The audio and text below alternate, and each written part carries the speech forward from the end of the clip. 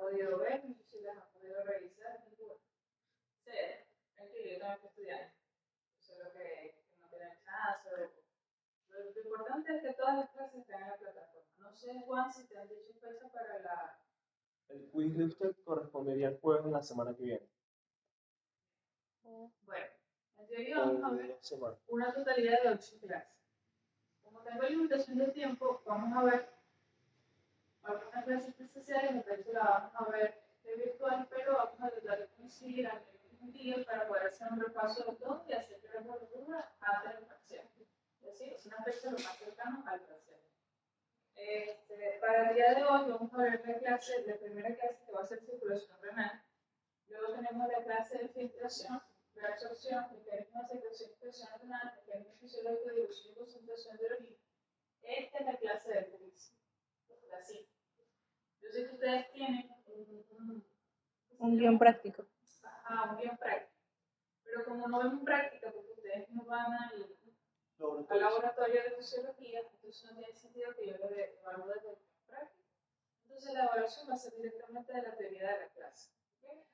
Tenemos fisiología de la emisión, papel de las opiniones en la regulación de la presión arterial y por último tenemos los desequilibrios residuales.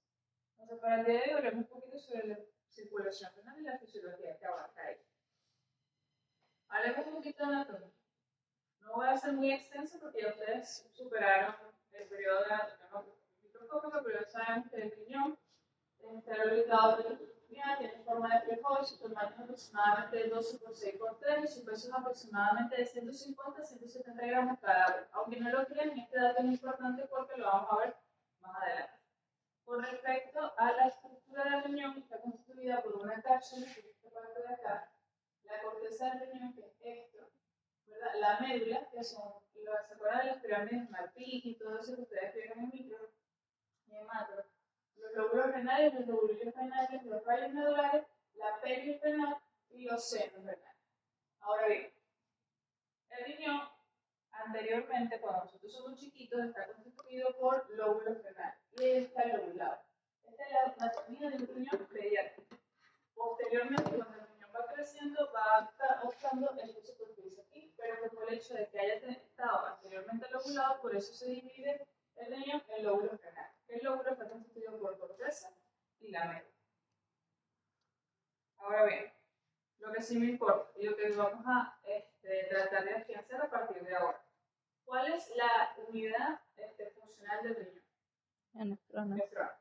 Entonces la nefrona hay aproximadamente de 800.000 a 1.000.000 de nefronas. Su longitud, bueno, la que está allí, lo importante es que no se regenere. ¿Por qué no se regenera? Porque es como, ustedes han visto alguna vez un paciente que es hipertenso y que cae en diálisis, o un paciente que es diabético y también cae en diálisis.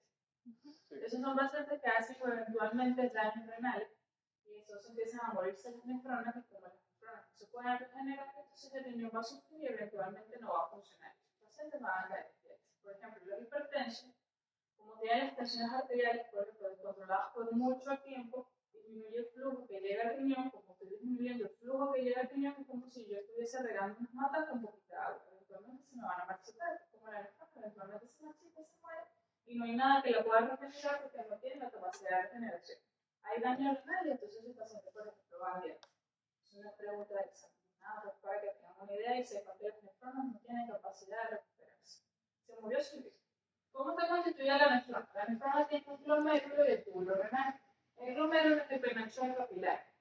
Hay dos tipos de nefronas. Tenemos las nefronas que están corticales y las nefronas que están justamedulares. Entonces, estas nefronas que están aquí, ¿cuál creen que sea? ¿La cortical o la justamedular? Cortical. Muy bien. ¿Por qué? Se encuentra más hacia la corteza de... La glomérulo de antes está en la corteza. Sí. Lo que pasa es que las corticales son las que están un poquito más arriba. Aquí está corteza.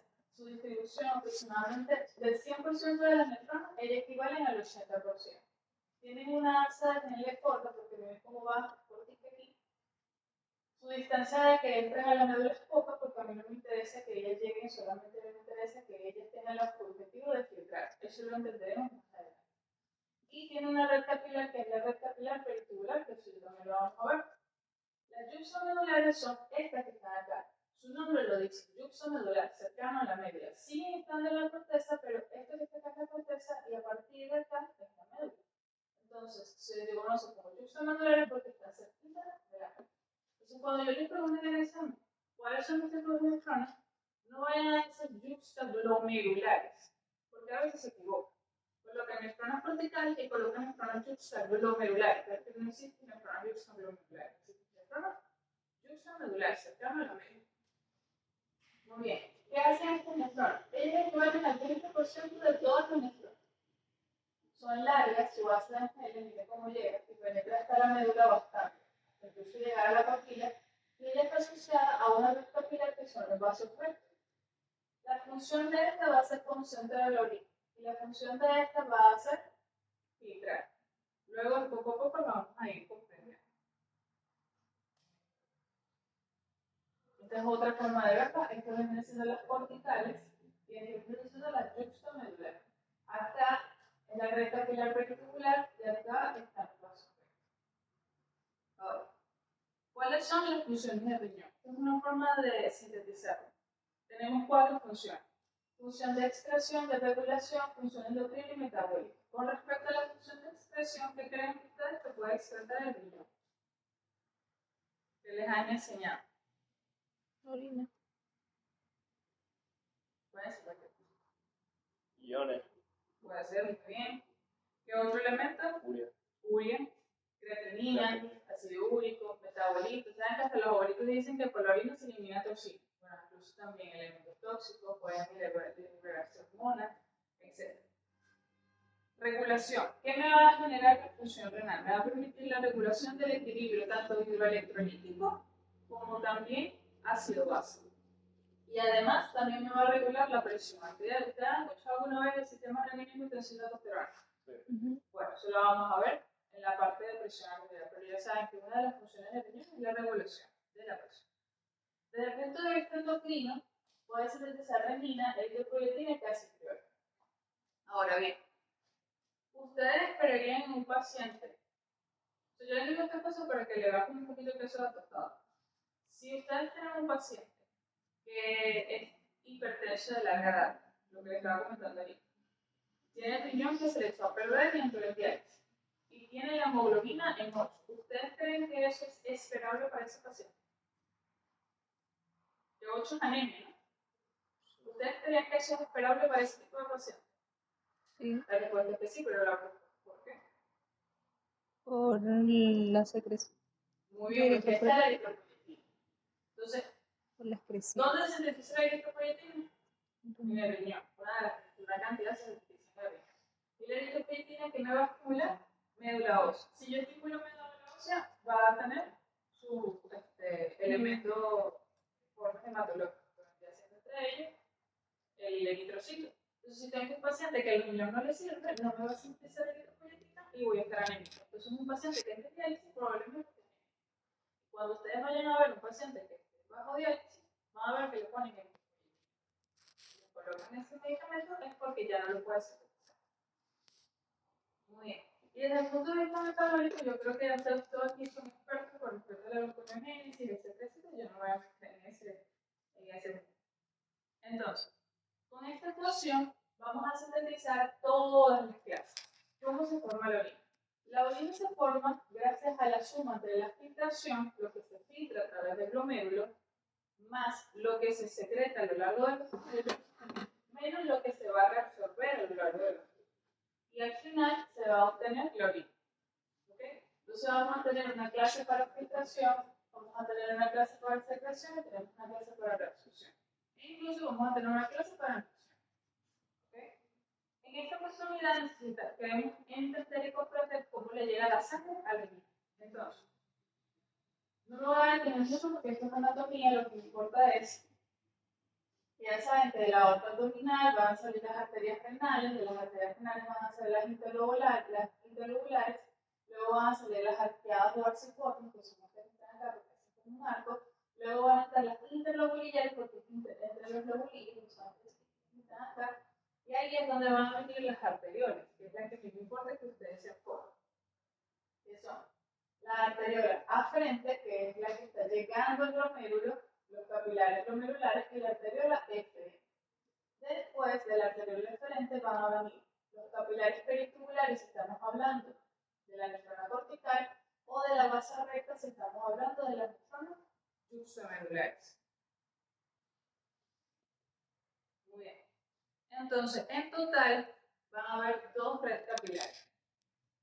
¿Cuáles van a ser las redes capilares? Tenemos la lecho capilar glomerular y tenemos el lecho capilar peritubular. El glomerular es este. Y el peritubular solamente se encuentra a nivel de la nefrona cortical. Ellos manejan presiones diferentes. El lecho capilar glomerular maneja altas presiones porque le está llegando directamente la sangre, incluso de la aorta, de la arteria renal, la verdad.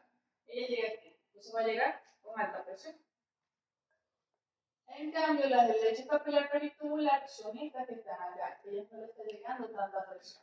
Y la extensión es de absorber, en cambio esta su intención es filtrar. Como les digo, esto es una abreboca porque luego lo vamos a entender poco a poco. Aquí es otra forma de filtrar. Arteriola aferente, está llegando la presión fuerte, porque tiene que llegar al capilar para que filtre. Y la arteriola excelente luego va a llegar a los capilares periculares con otra red capilar, entonces allí la presión va a ser menor, porque miren por todo lo que ha pasado, la presión va a ir disminuyendo poco a poco. Muy bien. Ahora, si yo les pregunto, ¿cuál es la estructura vascular que se encuentra entre ambos lechos capilares? Sabiendo que los lechos capilares, el capilar glomerular y las capilares periculares, que conecta uno con la otra. ¿Qué estructura anatómica? ¿Qué arterial? La diferente. Exactamente. Esta es la que comunica este capilar con esta red capilar. Entonces, si yo les pregunto cuántas redes capilares tiene el riñón, ustedes van a decir 2. Una que es la de capilar glomerular y la de los capilares periculares. Y ambas están conectadas con la arteriola externa. Esta maneja altas presiones, esta maneja menos presiones. Esta filtra, esta reacción. Porque lo que se está filtrando acá, eventualmente hay unas cosas que se tienen que reabsorber, que se van a pasar a esta pared. A mí me interesa que aquí haya mucha presión para que se filtre, a mí no me interesa tanta presión, a mí me interesa buen flujo para que se reabsorba. ¿Bien? ¿Hasta ahora cómo vamos? Bien. Las venas van en sentido contrario, o sea, interlobulares, falciformes, interlobulares, venas renales, venas cavadas. La inervación. ¿Cuál va a ser la inervación del riñón? La inervación del riñón es exclusivamente simpática, parasimpática no. ¿Bien? Ahora vamos al flujo sanguíneo renal, que es el tema completo del profesor.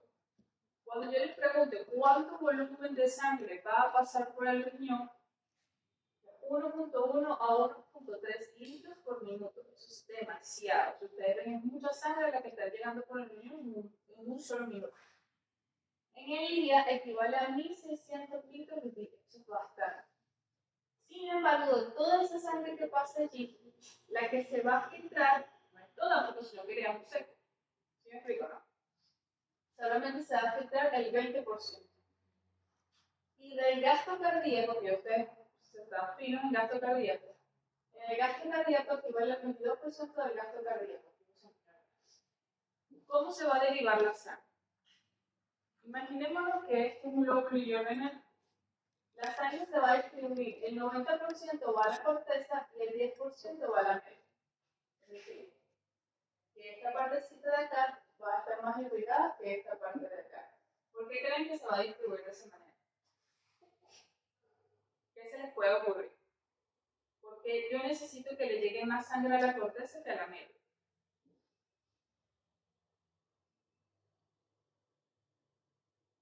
Porque en donde se encuentran las nefronas glomerulares, corticales. La corteza está en las dos. Claro, pero ahí es donde están los capilares glomerulares. Okay. Y ahí es donde me va a hacer la intención en que me filtre. Entonces, todos los glomérulos, todo el componente glomerular de la nefrona está en la corteza. La médula, que es esto que está aquí, ¿quién está? La sal, en todos los tubos. Entonces, a mí no me interesa llegar tanta sangre para allá, obviamente, si quiero llegar. Pero a mí me interesa es que la mayor cantidad de sangre llegue a la corteza. Por eso se distribuye del 100% de sangre, llega más aquí, a este segmento, que acá. Muy bien. Ahora hablemos un poquito de consumo de oxígeno. Si le está llegando tanta sangre al riñón, el riñón necesita todo ese oxígeno que tiene esa sangre. Vamos a ver. Vamos a compararlo con el cerebro. Tenemos varios cuadros, pero vamos a tomar solamente el cerebro como punto de referencia. El cerebro pesa 1400 gramos aproximadamente. Y los riñones, la suma de los dos riñones, porque si recuerdan la primera lámina, un riñón pesa 150, dos riñones pesan 150 gramos. El flujo sanguíneo por ml por minuto por 100 gramos son 420 y en el cerebro son 54. ¿A quién está llegando más sangre? ¿Al riñón o al cerebro? Al riñón. Creo que está bastante fácil esa pregunta. ¿A quién está llegando más sangre? ¿Si a 420 mililitros o 54 mililitros? 420. Al riñón, ¿verdad? Sí. Al riñón le está llegando más sangre. Ahora, vamos a ver cuál es la tasa de consumo. Yo le estoy dando sangre, vamos a ver qué tanto consume de oxígeno de esa sangre. Vemos que el riñón consume 267 de esa cantidad, pero el cerebro consume 147. Ahora la pregunta es, ¿quién consume más oxígeno? ¿El cerebro o el riñón?